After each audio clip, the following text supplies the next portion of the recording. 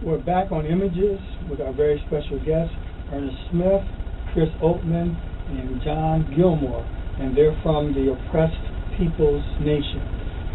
As we return back to our program, we do want one programming note.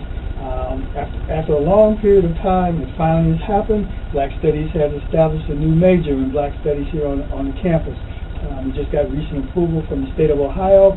So you'll hear more information regarding the new Black Studies major and exciting things that we plan to do with that here at Cleveland State University. Ernest and Chris and John, you know, again, as you begin to talk about this organization, there's something that people would love for you to read sometimes, and so Ernest wants to share this with the listening audience. So Ernest, we're going to turn it over to you for a minute. Thank you, brother. Yes, I want to talk to especially my young brothers and sisters out there. And I want to let them know that we've been brainwashed and tricked into killing each other through the use of drugs and petty turf wars, land that is neither owned nor controlled by us, drugs that were put in our neighborhoods by government agencies to do the job that they couldn't do, that is, destroy our civil rights and black liberation movements. I say we've done a great job. How about you? You want to know why? Because we brainwashed and tricked into thinking we have all our past due human and civil rights that we as people deserve. I still see homeless people, don't you? Where's my 40 acres and a mule? We brainwashed and tricked into leaving our sons and daughters to be raised in single-parent homes with no father figure in their lives and mothers to take care of tomorrow's youth on their own. You want to know why we do this? Because we brainwashed and tricked into thinking our voices can't be heard because we're young and black. If the kids in the 50s and the 60s thought this way, there would be no us. You want to know why? Because we brainwashed and tricked by our school books into thinking we only have Harriet, Martin, Malcolm, Rosa, and a few other black heroes to look up to. And even their full true history is not exposed to us. We have plenty of black heroes that are not exposed to us in history and lost through history. Now ask yourself why. Ask yourself why. Ask yourself why we don't get taught about all the black inventors and the black inventions that are so important in today's world. We don't know about them because we brainwashed and tricked by racist people of yesterday into turning our anger in the wrong direction by destroying our leaders, cutting the head off the movement and leaving the body to fall, therefore leaving a very angry body with no head to lead in the right political direction. Now let me ask you a question. How can the headless body lead us in the right direction? But we don't think about this. Why? Because we brainwashed and tricked into believing such revolutionary organizations such as the Black Panther Party were no more than a gang or a bunch of thugs. Let me ask you a question, people.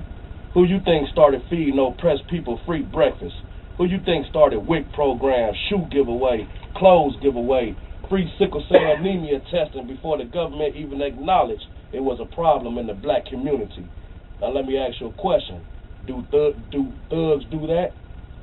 We brainwashed and tricked into thinking we have no political prisoners. Why do we think like this? Because we brainwashed and tricked into the belief that all is presently well enough to no longer acknowledge the past, the light that guides our feet to the future. The youth have no idea about these brave, I say brave, black heroes. You want to know why? Because we brainwashed and tricked into negative talk amongst ourselves about our own history. Brainwashed. I hear silly things such as, why are you studying black history? Black history is only February. I wasn't living then, and they wasn't living now. I don't know them, and they don't know me.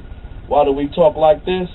Because we brainwashed and tricked into forgetting about the murders, the hangings, the slayings, and the assassinations, and the hardships that blacks had to face for over 400 years.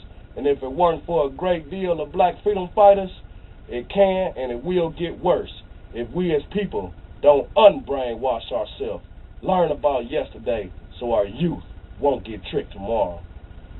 Thank you, Brother Ernest Smith, on that that recitation, and is that something that you put together? Yes, sir. And see, again, this is another example of the talent that's out there in the community that sometimes don't get exposed and may get turned in different directions. Our prisons are filled with very talented young men who just didn't have the opportunity sometimes and turn that frustration inward and toward the community and ended up in prison. And so we need to take advantage of that talent, because our greatest resource is our young people. Our greatest resource is the talents that they bring to the table. So we want to thank Ernest for that presentation. I certainly want to copy that so we can put that up with our Black Studies program. No problem. To commend what he's been doing and what this organization is doing. Chris, as you listened to what he was saying, what was your thoughts? My thoughts was a lot of things went through my head. It's just a lot of different emotions, anger, but emotion of happiness went through my brain, because it's just like Ernest bringing his hope. The whole oppressed people nation brings not just East Cleveland hope, but the whole United States of America. And I feel like once we get everything put in place, we can change the whole world, actually. So. And Captain, I keep referring to the Captain. Okay, I'm going to the Captain now.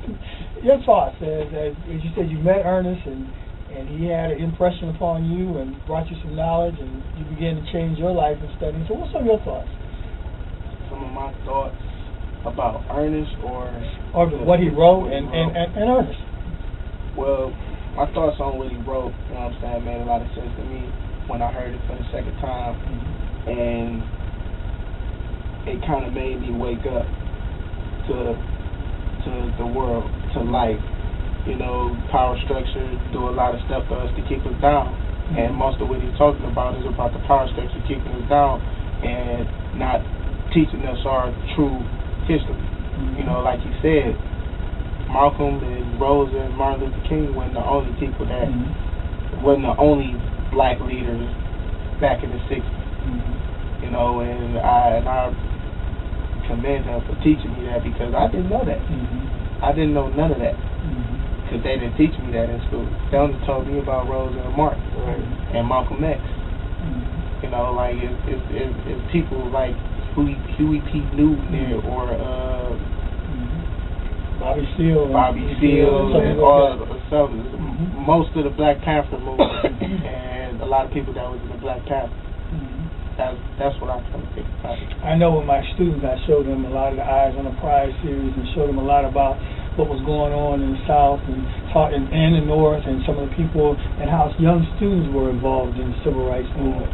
Many of our people don't know about the Orangeburg massacre that took place I think it's 2 to 4 years before Kent State took place, and our students were killed on South Carolina State campus, the Jackson State campus.